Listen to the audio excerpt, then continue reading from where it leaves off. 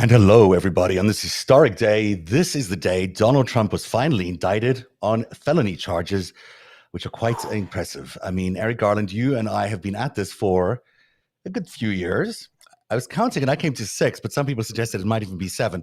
And so It's either been way, 80 years. It's been 80 years long.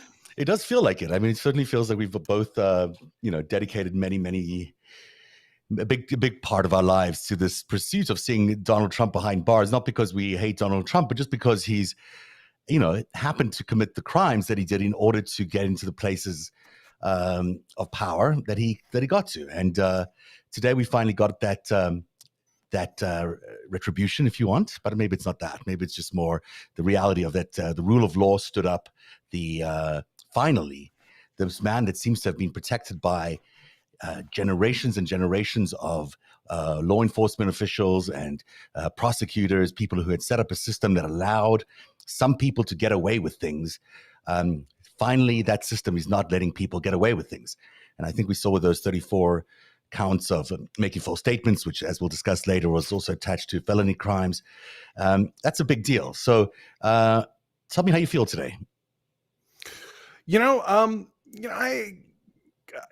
I like the meaty, non-Stormy Daniels connected, prosecutions that have less media glitz and schlitz involved, like, prosecutions about January 6th or about, illegally transported defense information. But hey, I reset my expectations and go, wait a minute, we have crossed a threshold here.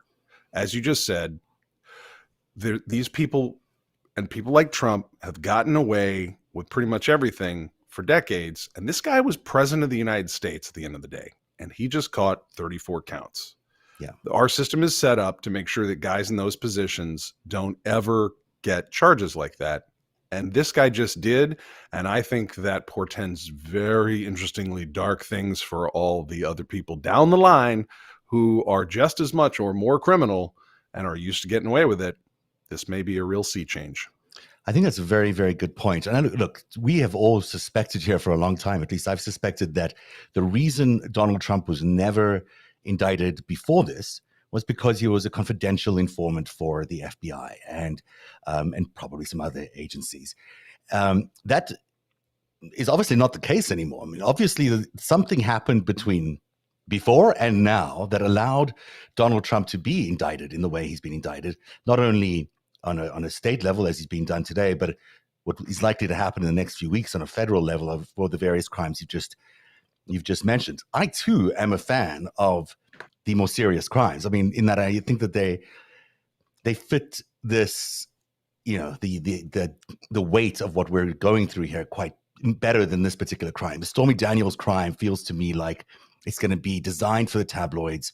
It's designed for a market in New York that, I know pretty well. It works, but the New York market is not a straight line, and it's certainly not always fully following the law. I mean, there's a lot of influences in the New York market, whether it's the media or the mob or local politicians or you name it, that can shift a prosecution like this in a million ways. So while it's amazing that they've got this, it's not my ideal case, because I think the federal cases are more stable. I think they'll be taking place in a more collegial, more transparent system than the one in New York. And I think that means that Trump has less opportunity to screw around with them. But regardless, it is interesting to note that he is facing these charges, that he is now not necessarily protected by whatever confidential informant agreements he might have constructed with Rudy Giuliani back in the 80s or whoever it was in the following years. And up until now, that statement that he's made about I could shoot someone on Fifth Avenue and no one will arrest me was basically based on this idea that he had this protection from the confidential informant agreements that he had. He does not appear to have those confidential informant agreements in holding anymore, because he wouldn't be sitting there today looking like this. I mean, they just know that would not have happened. So it seems that he has lost that protection. I wonder if other people have also lost that protection tonight, as you point out, because there's a lot of other people involved in these schemes that Donald Trump and others have concocted over the years to profit, to manipulate our politics, to change who's in power in this country. And they've also been protected by some sort of agreements with the law in being confidential informants. So perhaps he's not the only one who might be now held accountable for the crimes they've committed in the last few decades.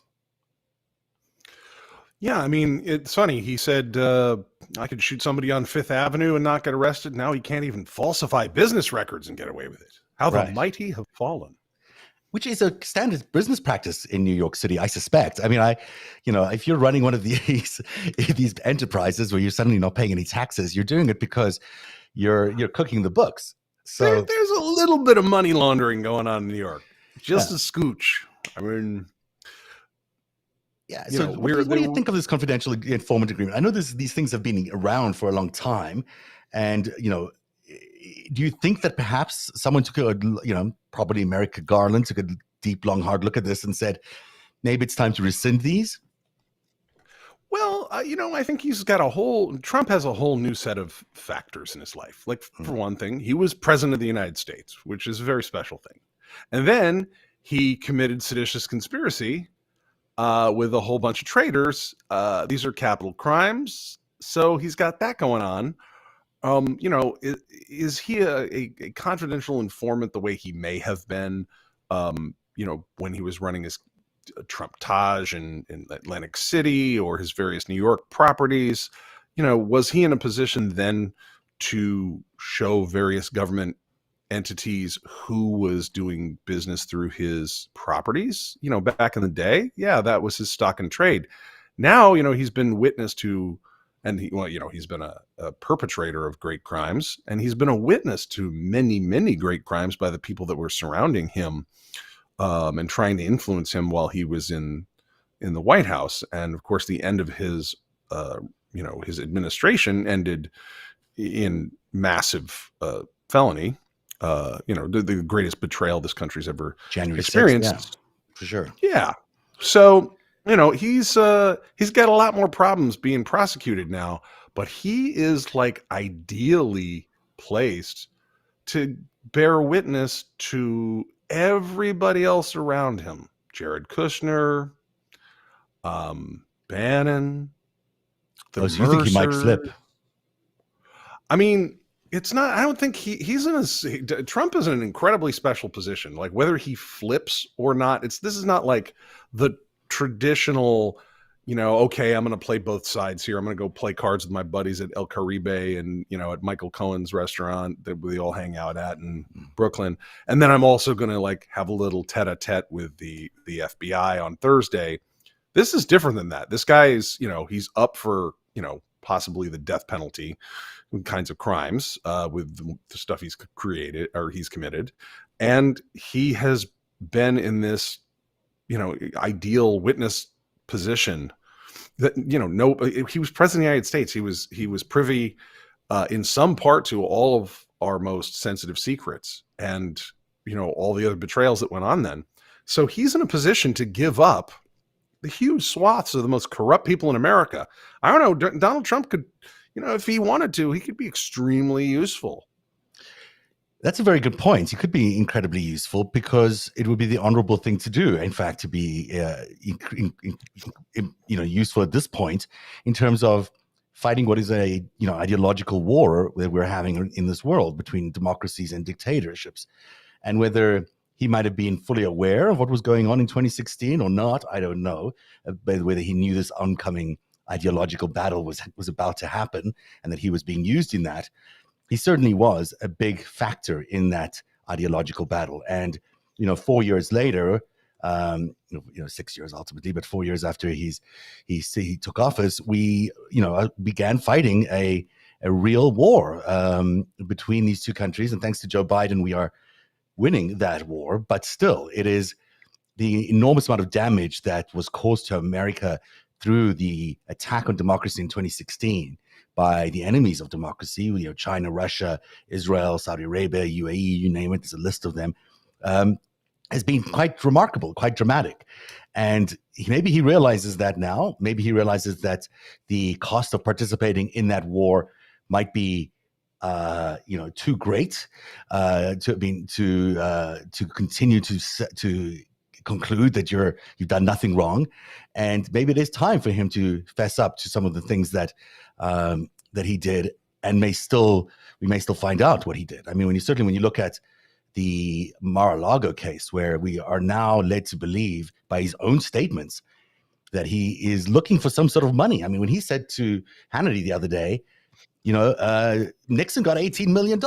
Well, how about that, mean? huh? What does that mean? How about what?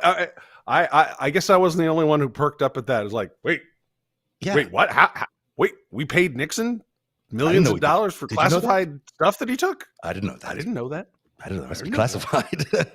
You'd think it was classified. But, who paid that money to the guy, and what was in those documents, and why are we paying ex-presidents for their documents which don't even belong to them?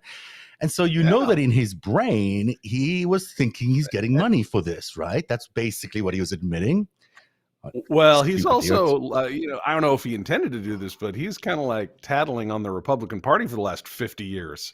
Like, remember, Nixon didn't walk out at the end of an election. He walked out a little early. Yes, he did. And obviously carrying some things. So, but to my point is that, there's a lot that he might be aware of now that he's willing to share over, the many years he and his mob members have been participating with the Republican Party and foreign intelligence agencies to hurt the United States. Maybe there's a lot more that he can realize that he can share, like that $18 million, and also just come clean on some of the schemes that they've had, because there's, that's just one scheme. Can you imagine how much more there are? And certainly the documents that he had with him, and may still have with him, who knows, at Mar-a-Lago, are a prime example of where we could use someone to share real details about where that information was going to. Because, by some accounts, these were on the open market out there, that he was, took espionage level important secrets of the United States and was selling them on the black market around the world. That is, if he was doing that, boy, I'd like to know who he was selling them to. Well, I mean, that's a real question there. And, it made me think, let's see, who would have been around during that period of time? Who would have known, like, some of the Trump or some of the Nixon guys and that? Roger Stone. Roger Stone might have. And, who else was around then? Like Paul Manafort. I think Paul Manafort was around then, yeah. Weren't they in a company together? They did a big, they had a company, and there's another guy, Atwater, I think was the guy's name. Yeah. A little post-Nixon, and then the guys on the inside of the Ford administration were Dick Cheney and Donald Rumsfeld and some others. Yeah. And, let's not forget the Bush year, the Reagan years. I mean, certainly with VP Bush, and then also, even Oliver North was in there, and others. There's a interesting group of people. Kissinger was involved in that whole those administrations. They were doing all sorts of deals around the world that were, probably quite enriching for themselves, and also quite damaging to the United States, and also probably very illegal. And did you see the interview with Hannity, with Trump and Hannity, where Hannity's like, okay, let's move on. He's like, you wouldn't do that, would you? Oh, no, he's going to say that he would do that. Okay. I don't have to throw in $18 million and talk about Nixon as well. I don't have time. I'm busy, but I would, but I have, but I hadn't. It's like, what? Hannity was like, where's he going with this? Oh my gosh. I mean, he has a habit of doing this, right? Remember, he did that right at the very beginning of his administration when he was talking about that Russia thing and why he fired Comey back then. So, he's a habit of going on NBC TV or other networks and admitting things that he shouldn't. But nevertheless, I want to push back on that. I think Trump is a lot. The whole line on him during the Trump years from the media was, and from various influencers of different levels of organic integrity, were like, oh, he's an idiot, he's a moron, he's mentally, incompetent, and he's fading. Nah, he's been playing this media game a long time, and moments like that Hannity interview, tell me that he's still doing what I saw during his administration, which is he lets out little snippets of information in those rants that are for a very targeted audience. Let me give you just one. Mhm. Remember when he was talking with Dr. Birx during, and I think Fauci's in the room, and he's talking about COVID. And he's like, maybe you could just shine a light on it and it'll go away. And everyone goes, oh, he's an idiot. And I was thinking, oh, he's talking about the patent on ultraviolet light that takes out coronaviruses, which is owned by Bill Gates. Oh, isn't that interesting? Isn't that interesting? You know, as like, oh, and everyone's like, he's an idiot. I'm like, is he, or is he a guy with super top secret clearance who can say something and knows he sounds like a jamoke from Queens? But the people, the 8 people in the audience he wanted to get that, who might go, you know, maybe they got it. know thing. Yeah. He does let the quiet part out loud. He does do that. And it's interesting that, you mentioned Microsoft, because I was looking up things today that happened on this day in history. One of the things that happened on this day in history, and I don't remember the year, but it was in the 70s, I think, Microsoft was born on this day of 1975 or something like that. Also today, we should mention before we leave this historic day onto other and keep focusing on Trump here. But today was also the day that NATO was formed officially, 70-something years ago. And today was the day that NATO got a new member. So, if you look at this alliance of Donald Trump and Putin, and yes, Trump-Russia really was a thing.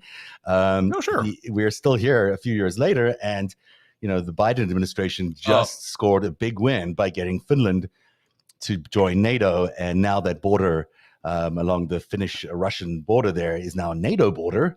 That's another doubled the size of NATO's border with Russia. Doubled it. 1,100 more miles of border. That's close to St. Petersburg. We can fly electronic warfare flights over that border. Do deep penetrating radar. Oh no, this was Putin's nightmare. It was Putin's I went back to my thread of December 11th, 2016. I went back to the original thread.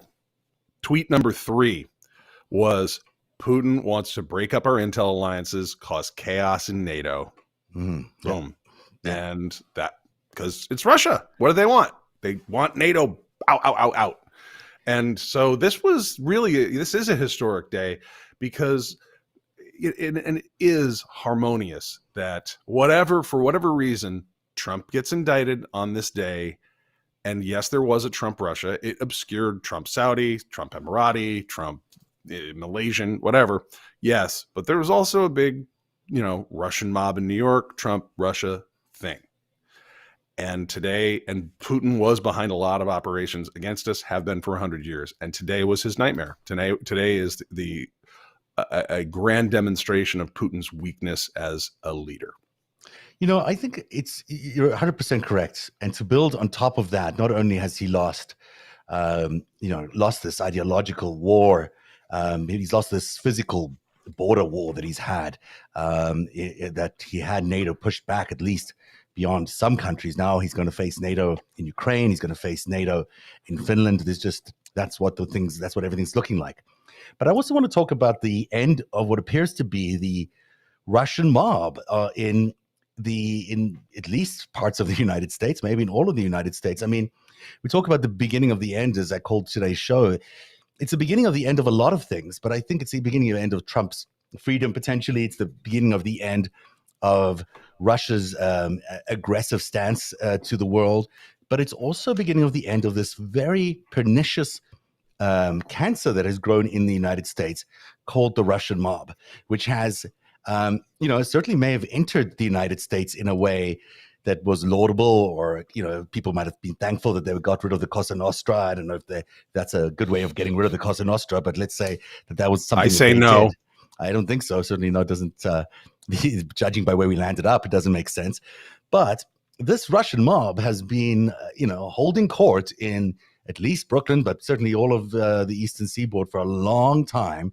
And that is now, they don't seem to have the power that they had, because witness their candidate, Donald Trump, who supposedly was, unable to be prosecuted, is finally there today getting indicted and arraigned on 34 counts. And it's just the start of his troubles. So if that's happening, it's a clear sign that this criminal organization that has been, fostering a whole lot of crime and illegal activity and, creating a system that is just unjust in the United States is being broken down by the Department of Justice in ways that are visible and invisible. And I think it's something worth really pointing out tonight, that is a significant beginning of an end that we're seeing as well. So this may seem tangential, but I assure you it is not, given my research. We had a sudden resignation from a certain construction company here in St. Louis that was behind a building called the Railway Exchange Building. That was a rehab job in a major old, historic building in downtown St. Louis.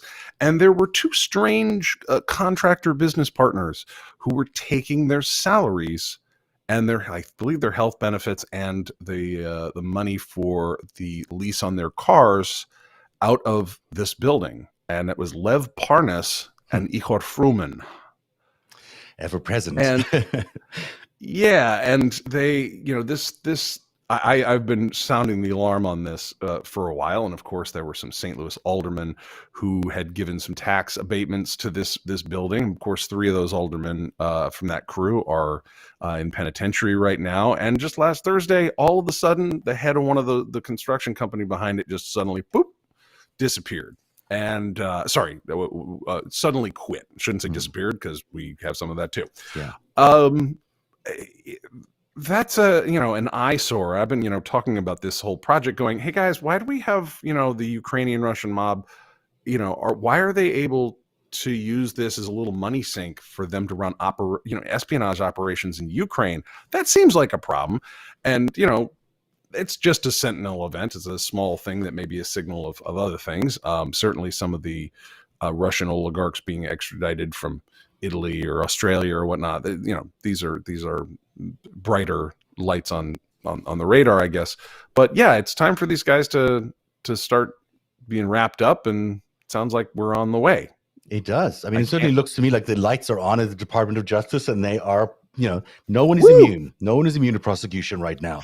And that is the message that everyone would have gotten today as Donald Trump was arraigned today, because, there are enormous crimes, as you point out, that take place every year that don't get prosecuted because there is some sort of agreement, or some guy's untouchable, or someone has this politician in his pocket, or some guy doesn't have that politician in his pocket. I mean, it's just endless. I asked Bard, the new Google AI, to come up with a chronological list of everything that Donald Trump had done that allegedly was criminal since 1973. And this is the list. Needed a supercomputer for it. And thank you, Bard. You're a good friend. I keep thinking of him as a human being, but of course he's not. So have you tried these things? They're delicious because they do all your work for you, but you have to double check everything because you're never really sure that they are they're accurate. But in this case, I did double check, and I believe Bard. There's a lot of crimes here. I mean, it starts in 1973. The $1.2 million Justice Department charges on their rental practices that he and his father had. Remember, his father was a mobster. His father was in bed with the Gambinos or the Genoveses? I think the Genoveses. And and laundering money for this group of people. And then, to some extent, they got away with it. It was a racist crime. And in 1984, this was a racist crime. They were sued for violating the Fair Housing Act. They settled that for just $200,000 a fine. But, another big crime that they basically got away with.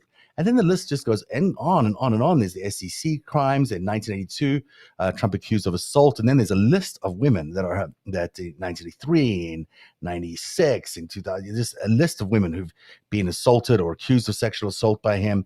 And this goes on all the way through 2016. And then on it goes. But the truth of it is, this guy has been walking away with crimes for a very, very long time.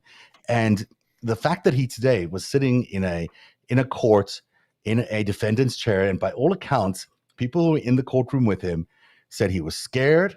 He looked scared. He looked very, very serious. This was not your typical Donald Trump, as I think reality was sinking in, that he is no longer in charge and he no longer has a get out of jail free card.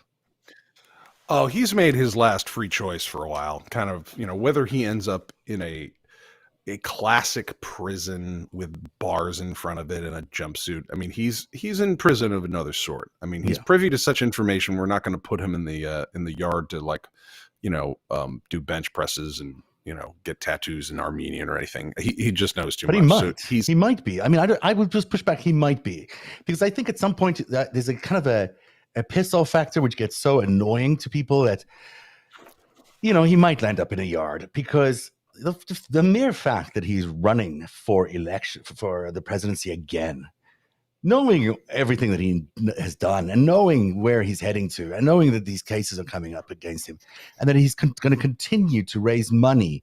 I don't know where or who's giving money to him, but nevertheless, he's raising money of these indictments and then going to run an election campaign is mind-boggling that this man has the gall to do that. And I think at some point, a judge might actually say, to hell with it, you're going to jail. Who knows? We'll see. He certainly should die in jail. I mean, the amount of crimes this guy has committed. I mean, we keep forgetting about this grand thing that happened in 2016. We'll get to the case today in a second. But in 2016, he was installed as a president in the United States, beholden to foreign governments, beholden to at least Russia and China, but probably others, Israel. Yeah, it's really bad. It's really serious crime. And then threatened to destroy America by wrecking all our alliances, by allowing coronavirus into this country and letting it spread like wildfire, killing millions of people, and then crashing the economy on the back end of it. This is all something he did because he did. And these are, yes, we know him and he's kind of likable as a person because we've lived with him for so many years. But this man is a serious criminal. He's about as serious a criminal as you can get. I mean, he's a traitor, and was trying to destroy our way of life, trying to destroy the ability for people to have freedom around the world, and setting up America for an incredible defeat. That is not happening now because he's now in jail, but he needs to not run for presidency again. I don't know. I just want to. I don't push back on him being a traitor thing, obviously, and I find him an enormous pain in the neck. Didn't really like his presidency. Didn't care for it. No. However, I'm kind of interested in him running for president again, and I'll tell you why. Because I think at some point Jack Smith's going to come out here and start taking down everybody that doesn't have presidential immunity. Because, one of the things Jack Smith's grand jury is investigating is this, illegal transportation and handling of classified documents. As president of the United States, Trump has just very, very thick immunity on pretty much everything that happened up until January 20th, 21. The people around him have immunity for things that he ordered directly and that they followed directly under supervision, under a chain of command. But outside of that, if they did anything outside of his direct chain of command, they're in enormous trouble. And I think a lot of them did freelance these decisions that were very treasonous and, just assumed that, he didn't have to be involved in that decision. And so they're liable for that. Jack Smith has got, all these he's got his grand jury open. They're looking at that information.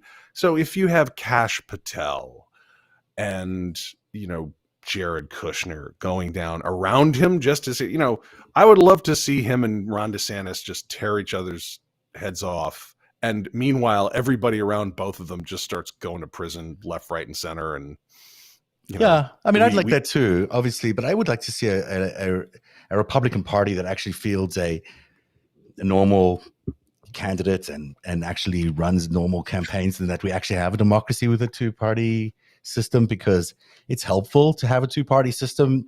No country does well when there's only one party. It doesn't tend to work out so good. So, we need a Republican Party that's actually viable, and we're not going to get it with Marjorie Taylor Greene.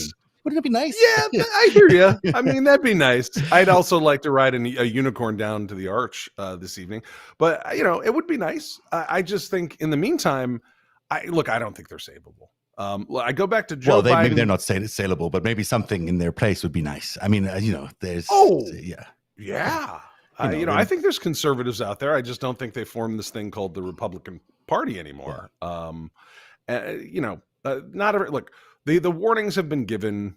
I don't think these people are savable. They don't want to be savable. They're a lot of them are in politics for the wrong reason. They're making policy. They're not there to make policy. They're there because they Frankly, a lot of them were there because they were, dumb enough or venal enough that they would be willing to let China pretty much buy America's democracy off and put an autocracy in its place. And, if that's the kind of character and intellect that you are, I'm not sure that, Democratic Republican government is really your thing.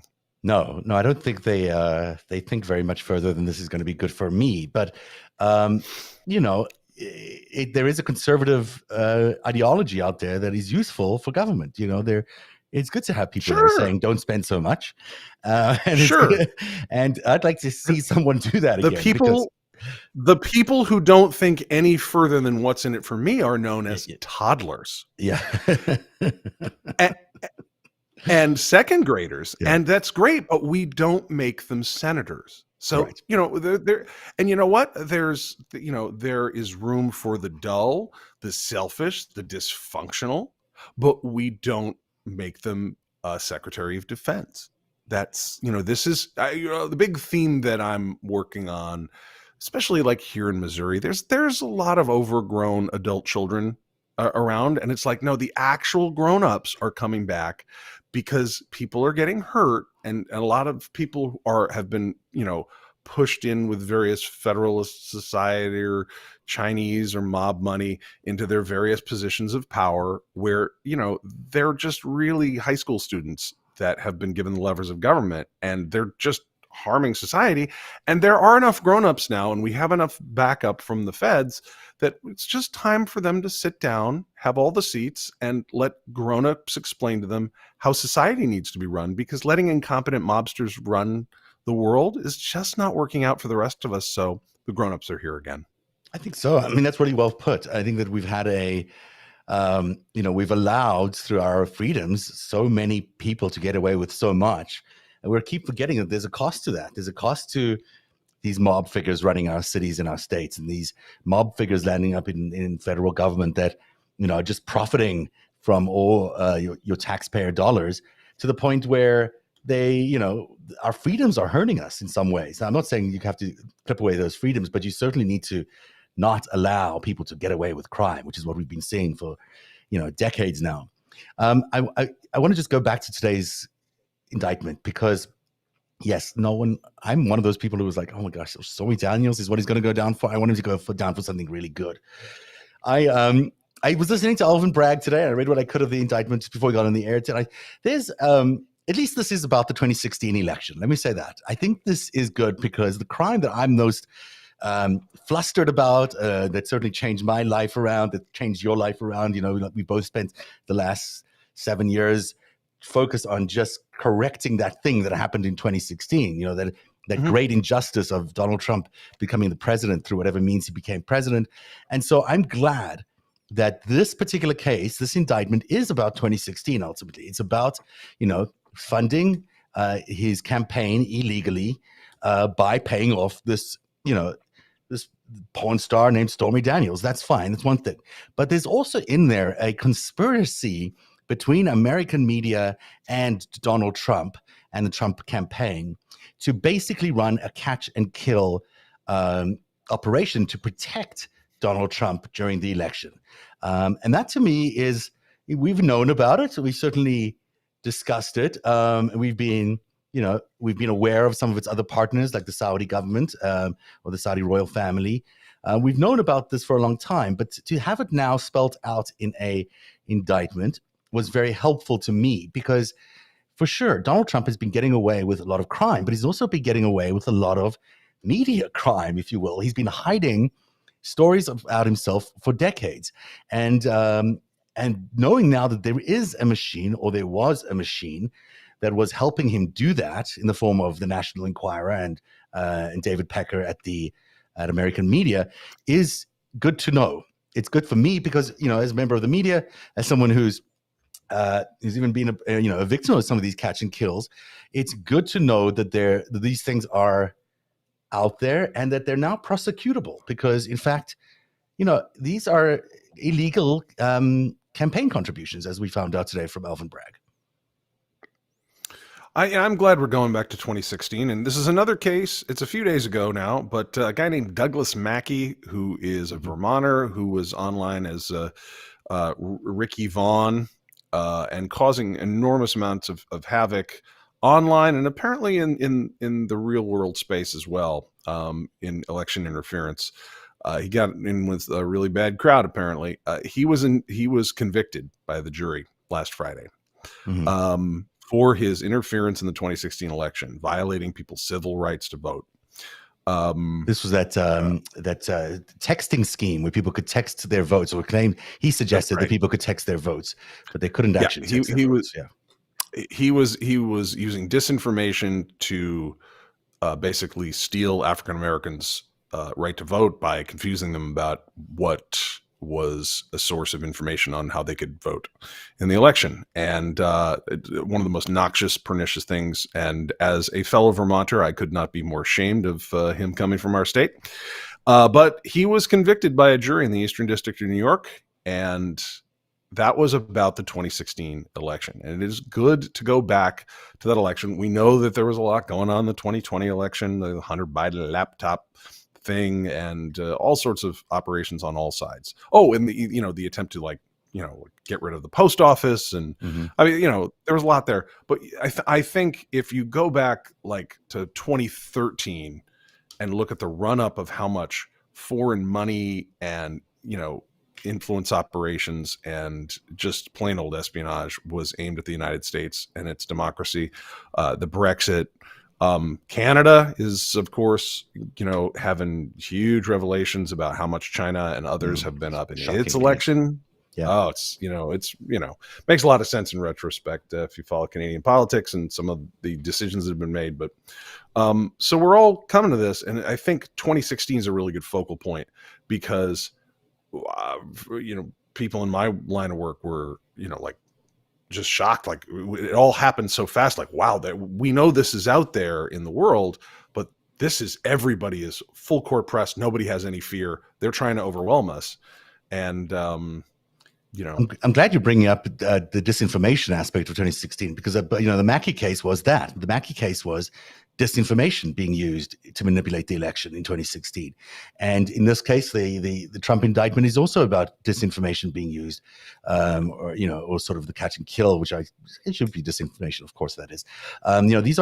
This is the way America was attacked in 2016. This is a way we were manipulated to change our votes. And then I was just going to say that Fox News comes up for its trial, I think next week, or maybe the week after. Of course, they lost on summary judgment. Its trial is not about whether they committed defamation. It's whether it was malicious and punitive. So we're just deciding if they're going to be harmed or bankrupted, I think.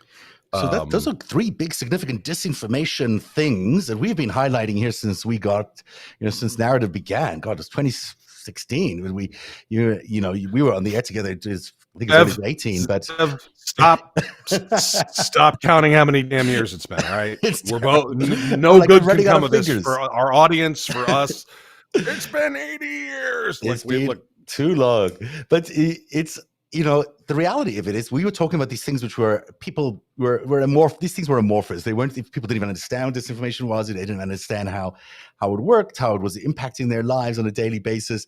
There were definitely no laws around it, and yet here we are, finally finding ways to prosecute those things, whether it's the Mackie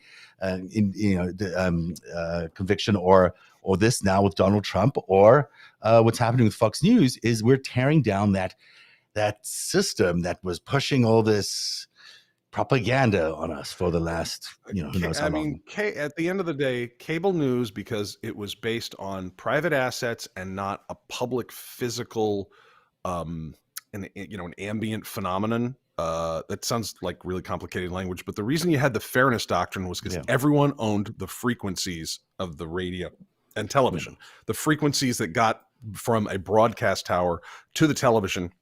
That's a physical phenomenon. It's a law of physics. Everybody owns it. Nobody can own it. And how to manipulate it was technology that was made public. So you had this Fairness Doctrine saying, look, everyone depends on the broadcast frequencies that are out there. So if you're going to broadcast news and if you're going to have a partisan slant, you have to have something fair on the other side. That was the basis of the Fairness Doctrine in the United States. Of course, the British don't have that. The French don't have that. Germany has its own versions of this. But that was America's deal. When we went to cable TV and the literally running, copper wire to people's, last mile to their houses, that was a private asset. And it was thought, well, you can broadcast whatever you want on that. Mm. And that is when, and Fox News came in and CNN came in and MSNBC came in on those frequencies. And we got this 24-hour news cycle for the first time. And it's just been poisonous, but not as nearly as poisonous as when you added social media to that, and you could start consuming all that media on your own device that belonged to you, that could profile and surveil you as an individual, tie it to your credit score, tie it to your purchasing records, tie it to your, and then once the smartphone came in, man, tie it to your physical location, what church you go to, your mood, your mood. Yes. Then you go health. the so 2007, we crossed the transom with the iPhone. Mm-hmm. And really 2012 is when Facebook, starts doing psychographic profiling. And then they start going, instead of just sensing, they're going active. Can we change people's mood? And if you just follow that from like cable news, where, there's news as entertainment, and then go all the way up to news affecting your mood. Mm-hmm. And how do we push you? That's what gets us to MAGA. That's what gets us to 2016. And this, military grade psychological operations. I mean, I believe the technology behind Cambridge Analytica wasn't made public in the United Kingdom until 2015, just in time for Brexit.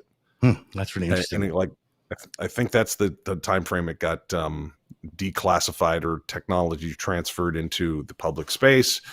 But there had been people who were using a variant of that, I believe, like Mike Flynn, who had been using that for 5+ years in battlefields. Yeah. So he starts talking about Army of Digital Soldiers. I believe one of the things that was holding back the Cambridge Analytica technology is they were trying to whip it on Pashtun speakers and Dari speakers. And I think some wiseacres started going, well, what if we could use this on English speakers? And then they started. Yeah. And then they used that to build up their own little MAGA, army. They used the same Cambridge Analytica software, whatever it was, to identify who might be vulnerable for any number of things within Michael Flynn's world, including, creating disinformation events or building little cells of resistance. And I'm really intrigued by you've done a great job of describing this Fairness Doctrine and how the collapse of sort of fairness has come around in media. And as we're doing the Spy Murdoch show, which is a lot about Rupert Murdoch's relationship with Ronald Reagan, and that's a quid pro quo that happened between Ronald Reagan and Rupert Murdoch, which involved the Iran-Contra affair. Basically, Rupert Murdoch funded Project Democracy, which funded Oliver North's activities in Iran-Contra, and in exchange, he got the Fairness Doctrine knocked out. Rupert Murdoch did. And in exchange, he was allowed to buy more than one TV station in the market and own a newspaper and TV stations in the market. All those things were illegal before he did that. Plus, he kept writing nice things about Ronald Reagan in the Sun newspaper. And so suddenly, Ronald Reagan and Rupert Murdoch were basically in a symbiotic relationship with each other, doing, on the one hand, dark ops around the world and providing cover for him in the media, while Ronald Reagan was out there tearing apart the media landscape so Rupert Murdoch could consume it, leading us all the way up to Fox News, which today is just a propaganda machine. So speaking of the old days, like it was February 2017, and Fox was just so very clearly going in all against American democracy at that point. And I came out and I did a thread that made the rounds and said, Fox News is a hostile foreign propaganda operation and needs to be stopped for national security reasons. And the weirdest things it was like all these left wing to the left of center media bros from Brooklyn, like all called me mentally ill in concert. And it was like, it was this whole, oh, that's too far. It was like, I didn't expect you guys to be the knights in shining armor for Rupert Murdoch. That is so interesting. It makes a lot more sense these days. It does make a lot more sense. And just to be clearer about it, there is a control mechanism on both sides of the political spectrum. If you think that this is just happening on the extreme right wing, you are wrong. It is happening on the left wing too. And so, you might be listening to people and believing people that are just as much under the control of America's enemies as the people on the extreme far right that you think you are better than or somehow more sophisticated than. In fact, they might be as active, in fact, maybe even more active these days on the extreme left than they are on the extreme right. So, it's so important that we start understanding how this manipulation of our landscape has happened. That that there's the control is not just, hey, we're going to introduce a whole bunch of crazy right-wing people. There's always a active opposition. What's that term? I think it's is it active opposition? Controlled opposition. Controlled opposition. Horseshoe stuff. Yeah, the horseshoe stuff, which is, we've been talking about theoretically for such a long time, but we can see it now. So, I think that the suspicion on who is telling you the truth and who is not telling you the truth, and the suspicion on being at least making sure that there's some sort of fairness, some sort of factual basis for the stuff you're consuming is so important, especially now because the left is the easier part to manipulate. The right is already so distrusted. The extreme left is going to be in the manipulation zone, and we can't allow that to happen. Well, it's funny, when you talk about the 34 counts and what the indictment is about today, and talking about some of the facts in the Trump indictment, which go back to the Access Hollywood tape, which is a nothing burger in some ways. I mean, the guy's, Trump was gross, and he's gross about women, which is common to a lot of rich dudes in New York City. The point was that, that commanded the attention of the public, when there's only so many news cycles every day from the time that the primary is settled and there's a convention to when Americans vote, right? So that happened just after the, actually it was October. It wasn't just after, it was a few weeks from the convention. But we could have been talking about Trump owing the Bank of China $300 million. And we're talking about his, his relationship to grabbing women's genitals. Now, obviously, that's an important character trait in somebody, and it shows a general weakness of character and morality, the personal stuff. But him being owned outright by the Bank of China, as well as other foreign entities, is something that would have been less inflammatory and more dispositive, if you will, more like definitive of like, oh, this guy can't be president. Because the fact is, the relationship between adults in the sexual realm is something everybody has a lot of experience with. That people have all been on dates. People have acted inappropriately towards them. Maybe they feel guilty about having acted inappropriately towards other people. It's going to be this kind of blurry thing that doesn't really go anywhere as a discussion nationally. Whereas, wait a minute, that guy owes China $300 million. Yeah. Maybe we shouldn't give him the nuclear launch codes. Mm-hmm. And so revisiting this story and, how many different news, I remember years back hearing about this Stormy Daniels story and hearing that, oh, there was a bunch of news organizations that heard about it and sat on it. In Fox News was amongst the biggest. Fox News knew about the story months earlier. So was Slate, by the way. Oh, interesting. So was Slate. Isn't that interesting? That is Jacob interesting. Weisberg knew about it. Talk about the left and the right, both being played by the same. Who was the first outlet that attacked me full on viciously after December 11th? Was it Fox News? Was it Red State? Was it Breitbart? No, Slate. Slate is an interesting Doesn't Microsoft own Slate? Isn't that there? I don't know, but at some point they did.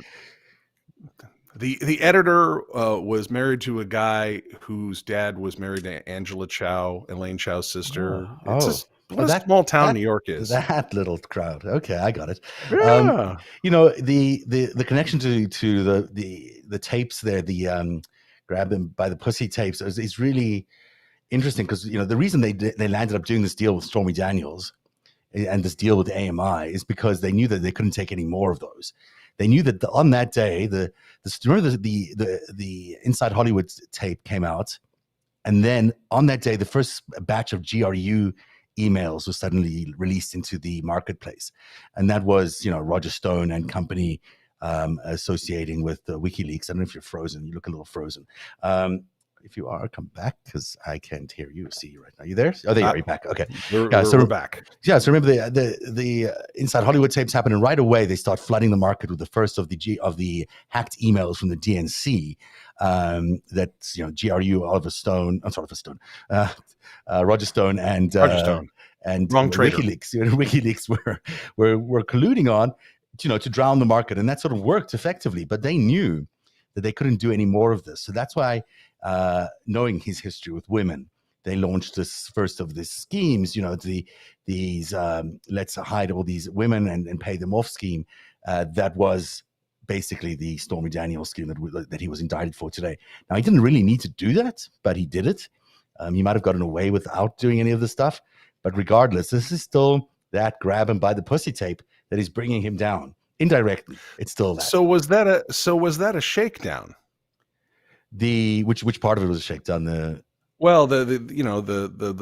grab 'em by the pussy tape, was that because the mob loves to do that to each other, right? Yeah, something Trump said after I believe as the open source story goes, after Comey said, look, there's this dossier out there that says that you were involved in some lascivious stuff in Moscow. It's generally unsubstantiated, but it is circulating quite broadly, and I believe Trump was quoted as saying, "So do you think I'm going to have to pay for this?" Mm-hmm. Which a lot of people are like, "What does he mean? Does he mean that this is going to have an impact on him?" Of course, I mean that's an ugly thing. It's like, no, guys, this guy's a mob guy from New York. He's like, "Am I going to have to pay? Is this is somebody shaking me down? Is this a blackmail thing? Right, I gotta give a briefcase of money over." I mean. And this is what happens when you have legit, not like organized crime connected or supported by the unions, wink, wink kind of presidents. We've had those before. The Kennedys, Reagan. Yeah. I mean, we've had there's no more mob connected president than Harry S. Truman, who was owned lock, stock, and barrel by the Kansas City Tom Pendergast machine. There's been no bigger mob president than Harry S. Truman. Also a great president, and we don't think of it that way, but we had Harry Truman was the front guy. We didn't have Tom Pendergast. Yeah, a cigar. If you got to get a picture of Tom Pendergast, he is the big hat wearing, cigar chomping, ruddy faced guy next to Truman, going, this is my boy. Yeah, we had Truman. We didn't have Tom Pendergast. With Trump, we had the cigar chomping guy. Yeah, we had the guy, the Don, the real Don was in there. Yeah, trying to rule the world. He's like one of the Dons. He's not a capo. He's not a capo di tutti capi or anything. But he's like, wait, am I going to have to pay? Am I getting shook down? Fuck this guy, this fucking guy. And who's he asking? He's asking Comey if he should pay because I mean, yeah. He's talking to the. He's like, so am I going to have to pay? Let's talk about corrupt. I mean, if anyone would know, Comey would. But that's how. But and here's the thing. Comey worked organized crime in New York for a long time, and Comey would have known. Comey would have known what Trump was getting at. I mean, look, Comey. I got a lot of questions about Comey, but Comey knocked me over one time.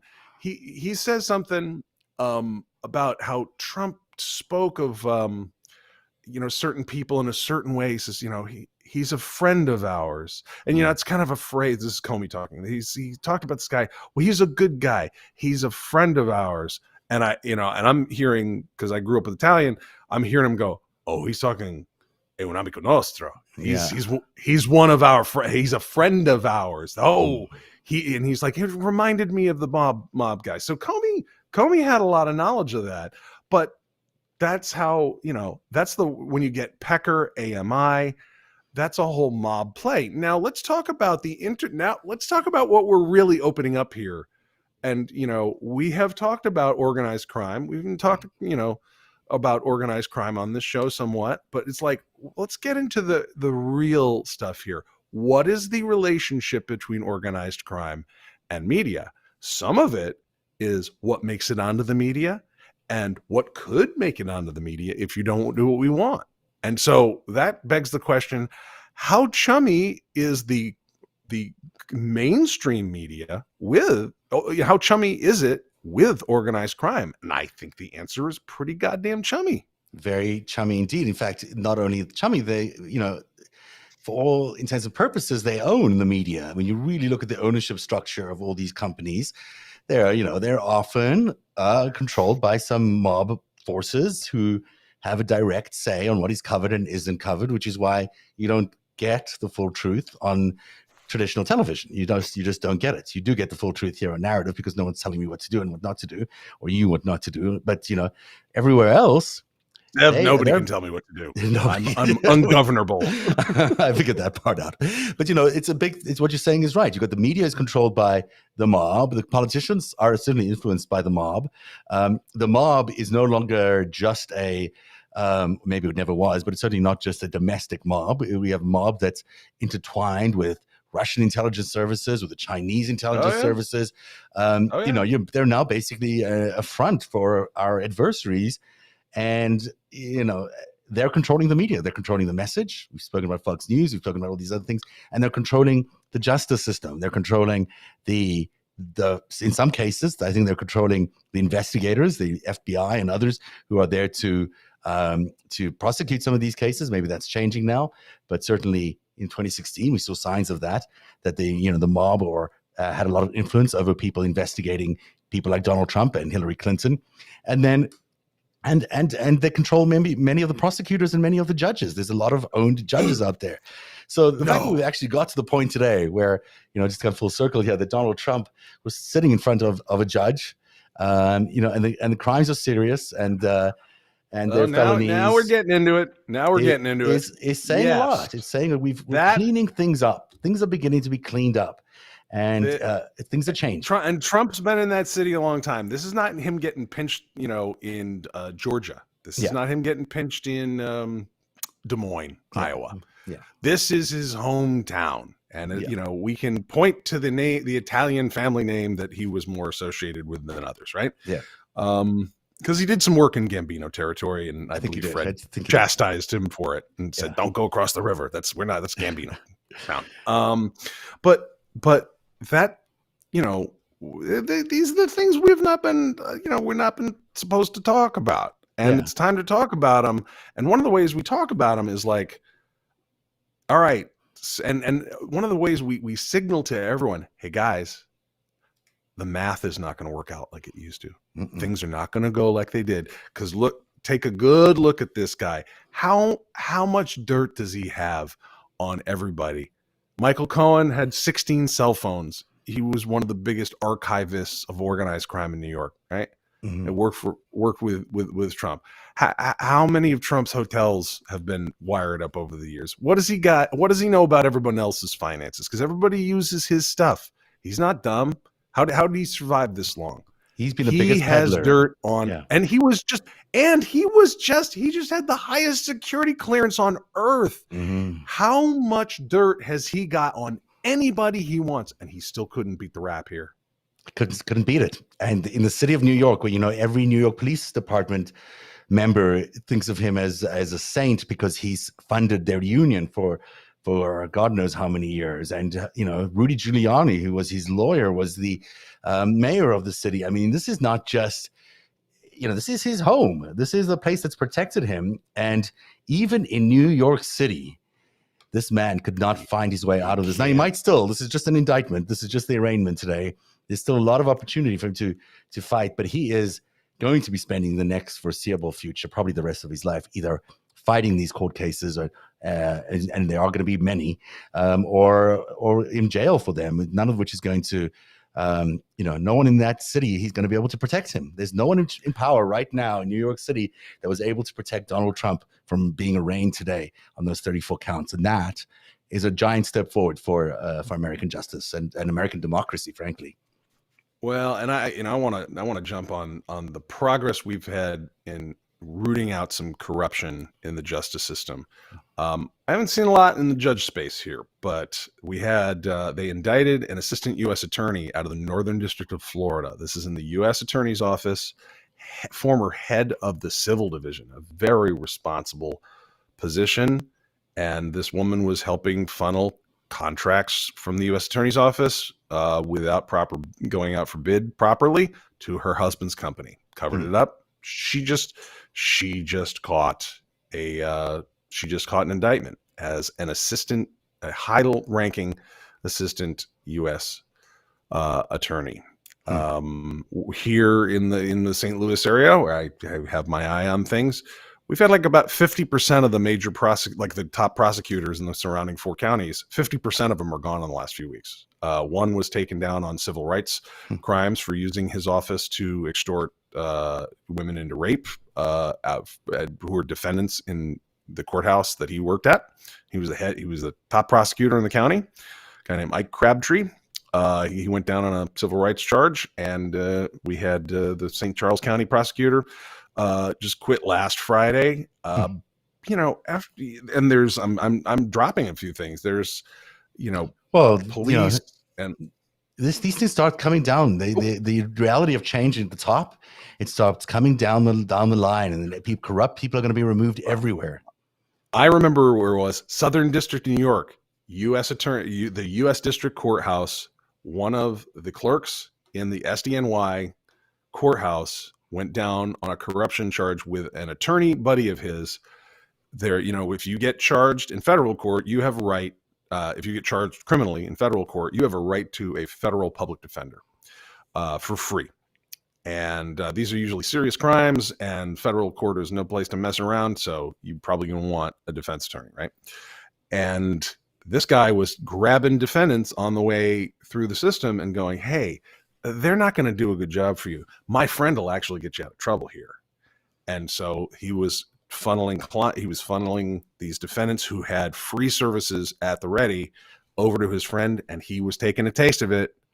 And so they indicted him working at the SDNY courthouse, the belly of the beast. That is just really great news for America, that if you are using our democratic institutions to feather your nest, we are coming for you. The grown-ups are home, and we're going to fix this place. Let me also just say that what is great news for America is having people like you in America, people who paid a big price in the last few years for the work you've been doing. Because I know how much it's cost you, not in terms of money, of course it has that too, but just in terms of fighting spirit and soul destroying stuff that's happened to you in the last few years. But you have stood your ground and continuously returned to the main issues at hand and continuously pointed your finger at this man, Donald Trump, who was flouting the law, and so egregiously that you knew it was so egregious. And you've continued from very first time, from the first day that you published Game Theory, to continue to argue that this man is a criminal, continue to argue that he's a traitor, continue to argue that he should be brought in before a judge.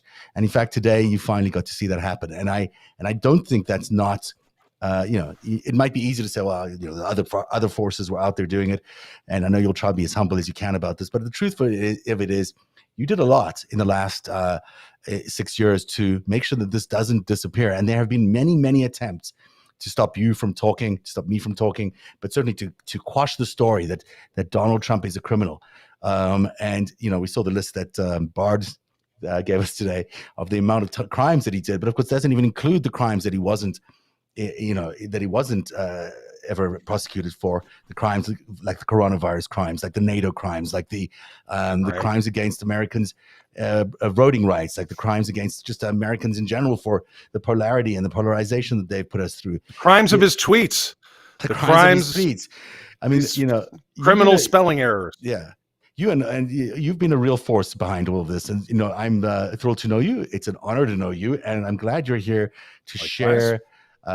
Thank you. And I'm glad you're here to share your experiences and to keep your eye on these things, because frankly, it takes people like you who are just not your typical follow things as they are kind of people, people who understand where, what their values are and understand when things are going wrong and are able to identify them.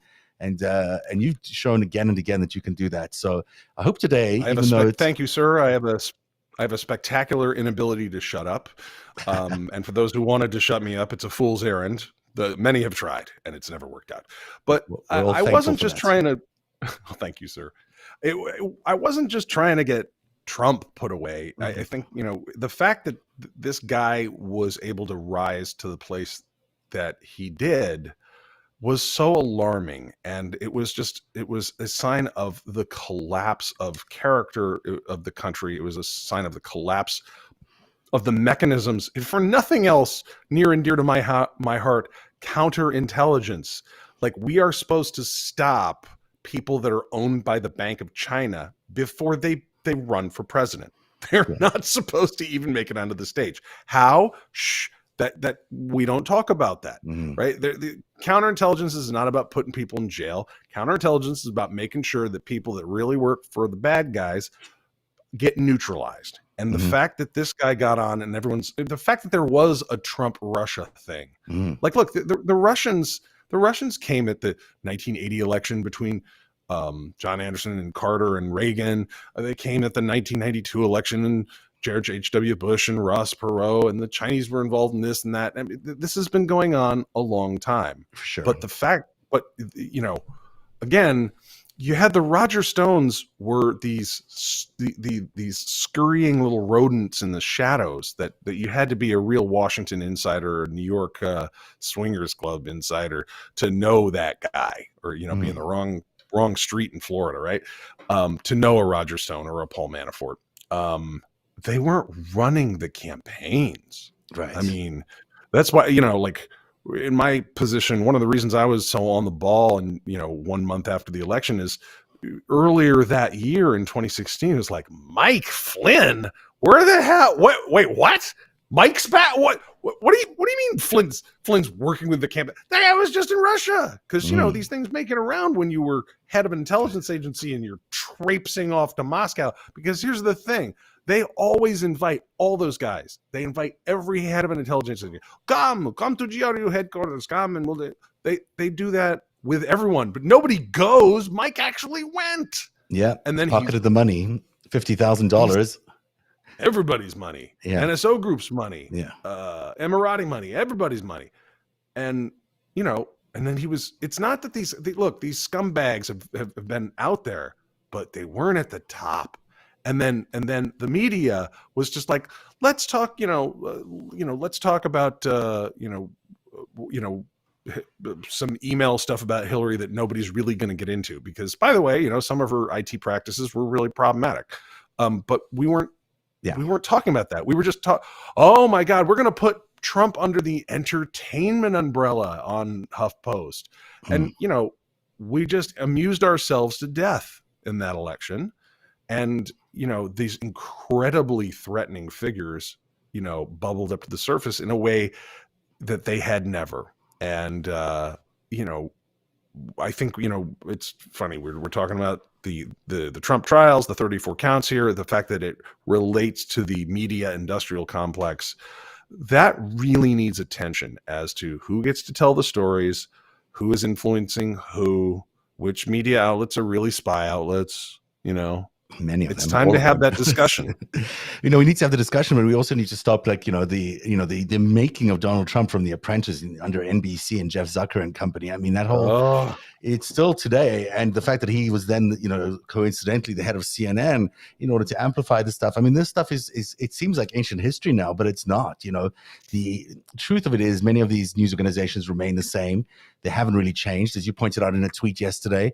The weird sensationalization of Donald Trump in 2023 is the same weird sensationalization of him in 2016, and you've got the same forces doing the same kind of thing. Suddenly you've got 24-hour coverage of him riding in Broncos and his journey to his prosecution. I mean, it's fine. You're making television, but you're ignoring a hell of a lot of other stuff that's happening in the world at the same time, and you seem to be celebrating it in a way that's not about.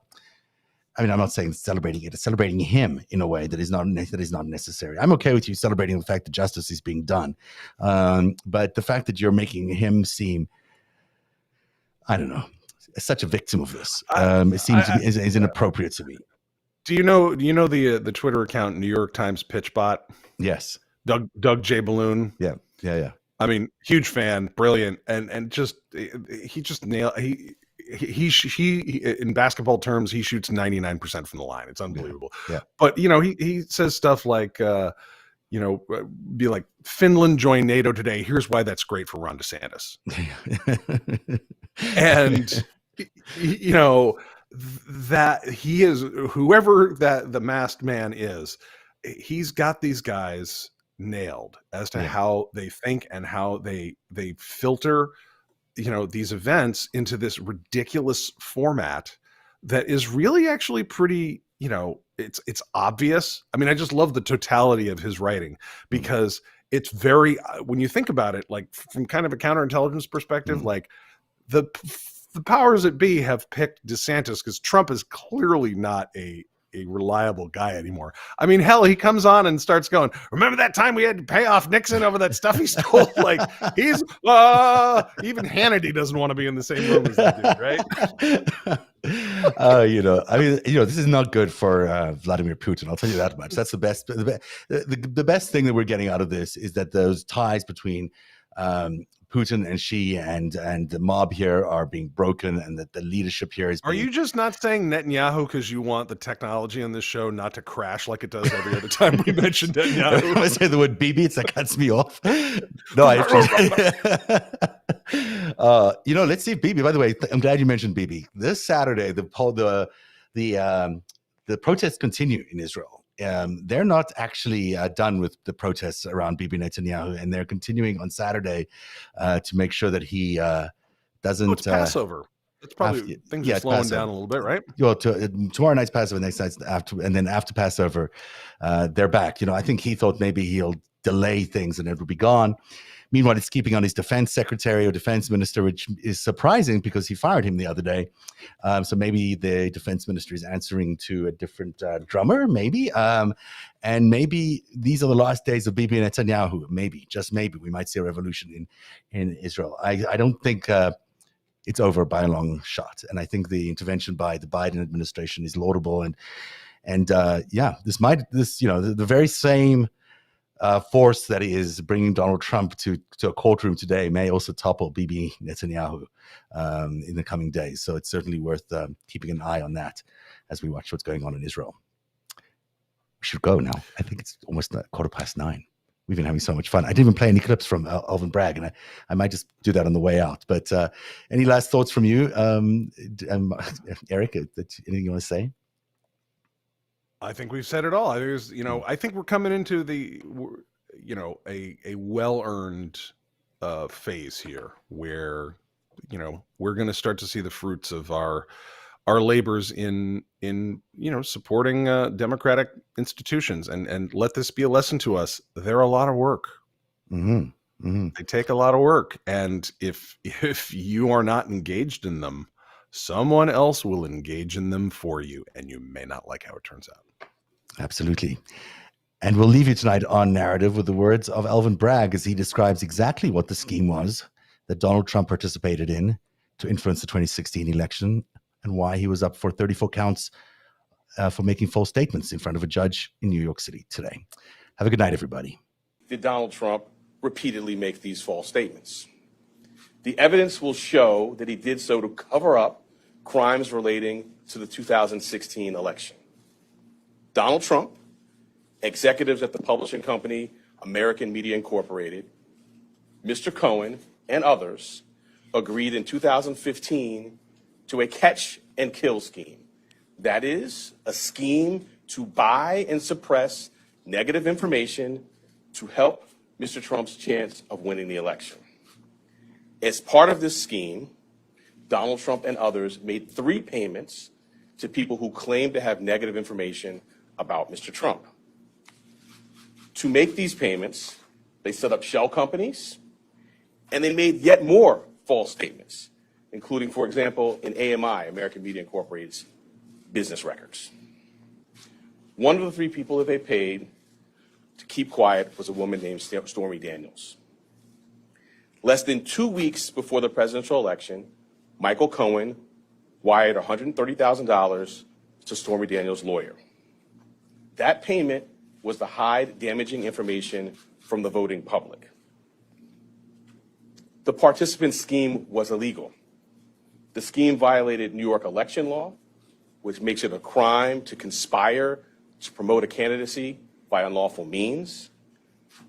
The $130,000 wire payment exceeded the federal campaign contribution cap, and the false statements in AMI's books violated New York law.